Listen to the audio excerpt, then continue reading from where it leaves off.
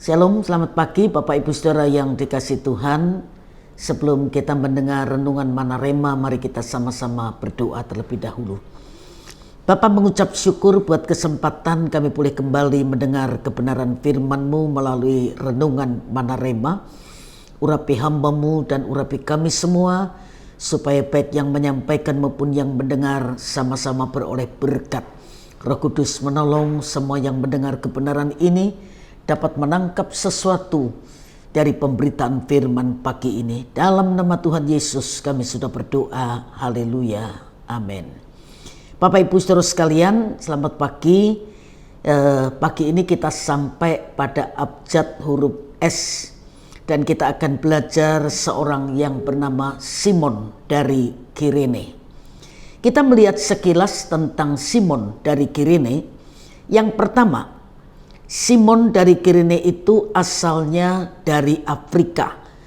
Kisah Simon Kirene cuma ada di Injil Sinoptik, dan kisah Simon ini hanya ada dalam Injil Matius, Markus, dan Lukas. Injil Yohanes tidak memuat kisahnya karena hanya fokus pada kehidupan Tuhan Yesus. Yang kedua, Simon Kirene ini beragama Yahudi. Alkitab memang tidak menyebut agama Simon dari Kirene. Meski demikian, nama Simon adalah nama khas Yahudi. Tapi bisa jadi dia adalah orang proselit, penganut agama Yahudi yang berasal dari bangsa lain dan kemudian mengubah namanya menjadi nama Yahudi. Yang ketiga, Kirene adalah sebuah wilayah di Afrika Utara. Kini Kirene termasuk dalam wilayah Libya. Pada zaman Perjanjian Baru ada komunitas orang Yahudi yang cukup besar di Kirene.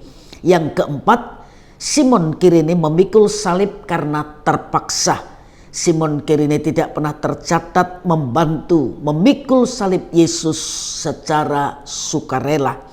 Meski demikian, ada kemungkinan saat itu ia bersimpati sehingga prajurit Romawi memintanya untuk membantu memikul salib Tuhan Yesus. Keyakinan ini ditunjukkan dengan tidak adanya catatan mengenai Simon Kirene mengeluh atau kerutuan yang keluar dari mulutnya. Ia setia membantu memikul salib Tuhan Yesus sampai ke Bukit Golgota. Yang kelima, istri dan anak Simon Kirene adalah jemaat mula-mula di Roma. Markus 15 ayat 21 berkata, pada waktu itu lewat seorang yang bernama Simon orang Kirene, ayah Alexander dan Rufus yang baru datang dari luar kota. Dan orang itu mereka paksa untuk memikul salib Tuhan Yesus. Injil Markus menyebut Alexander dan Rufus sebagai anak Simon orang Kirene.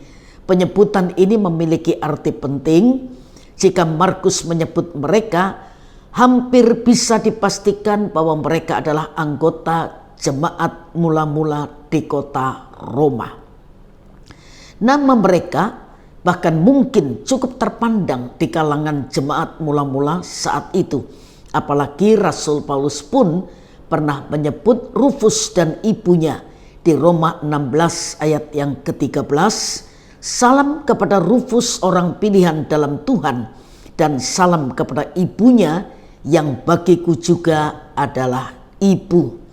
Yang keenam, ditemukan kuburan Alexander anak Simon pada tahun 1941. E.L. Sukenik menemukan ossuary atau peti tempat tulang belulang atas nama Alexander anak Simon di lembah Kidron di Israel. Meski demikian, belum dapat dipastikan apakah Alexander anak Simon Kirene yang membantu memikul salib atau bukan, sebab pada waktu itu nama Simon adalah nama yang sangat umum. Nah, kita membaca Matius 27 ayat yang ke-32. Mereka berjumpa dengan seorang dari Kirene yang bernama Simon. Orang itu mereka paksa memikul salib Yesus. kita punya lebih banyak pertanyaan ketimbang jawaban tentang si Simon ini yang hanya muncul secara singkat dalam kehidupan Tuhan Yesus, yaitu pada momen penderitaan saat dipaksa untuk memanggul atau memikul salib Tuhan Yesus ke Golgota. Simon yang memiliki dua orang putra, Alexander dan Rufus, berasal dari sebuah kota besar yang saat ini disebut Libya. Banyak orang Yahudi bermukim di Kirene, maka mungkin ia pergi ke Yerusalem bersama sekelompok orang untuk merayakan Paskah. Tetapi dalam kisah ini ia hanya sendirian. Simon hanyalah penonton yang tak bersalah, yang diseret dalam kisah penyaliban oleh para serdadu Romawi. Mereka mencomotnya dari antara kerumunan orang banyak dan menyuruhnya memanggul atau memikul salib seberat 30-40 pon beratnya. Tugas yang mereka bebankan kepadanya ini sama sekali tidak menyenangkan dan di luar dugaan. Apakah Simon seorang penganut Kristen? Kita tidak tahu. Tetapi ia mengingatkan kita bahwa apapun kejadian yang menimpa kita, Tuhan masih tetap berkuasa dan mengatur semuanya. Sebelum bergulirnya waktu, Tuhan telah menetapkan rancangannya akan atas penyelamatan, dan meski peran Simon di sini juga di luar dugaannya, tetapi ini tidak pernah sia-sia. Tuhan memperhitungkan apa yang dilakukan oleh Simon dari Kirene ini dengan memakai keluarganya menjadi orang-orang yang melayani Tuhan. Tuhan Yesus berkata, setiap orang yang mau mengikut aku, ia harus menyangkal dirinya dan memikul salibnya setiap hari dan mengikut aku. Memikul salib karena terpaksa seperti Simon dari Kirene dan kebanyakan dari kita, atau dengan kesadaran memikul salib karena itu perintah Tuhan, karena itu kita mengasihi Tuhan, maka tidak akan pernah sia-sia.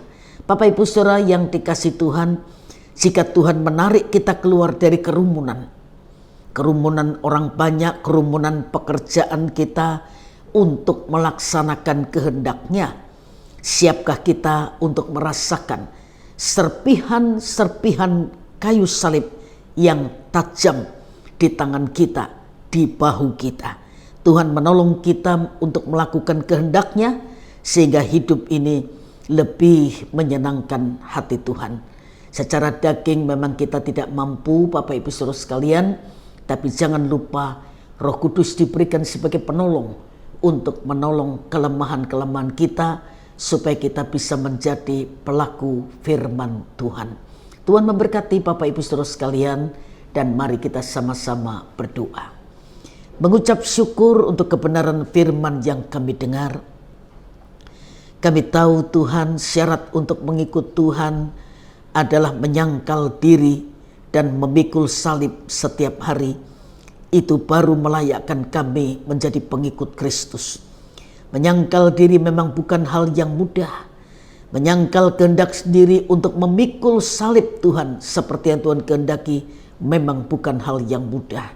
Tetapi Roh Kudus menolong kami, memampukan kami, karena kalau kami mengasihi Tuhan, kami akan menaati semua perintah Tuhan. Berkati yang sudah mendengar renungan Manarema pagi ini, kalau mereka melanjutkan aktivitas mereka, biar berkat-Mu menyertai pekerjaan mereka, apapun yang mereka lakukan yang sesuai dengan kehendak Tuhan. Tuhan buat jadi berhasil untuk kemuliaan nama Tuhan. Dalam nama Tuhan Yesus Kristus kami sudah berdoa. Haleluya. Amin. Selamat pagi, Tuhan memberkati Bapak Ibu Saudara sekalian.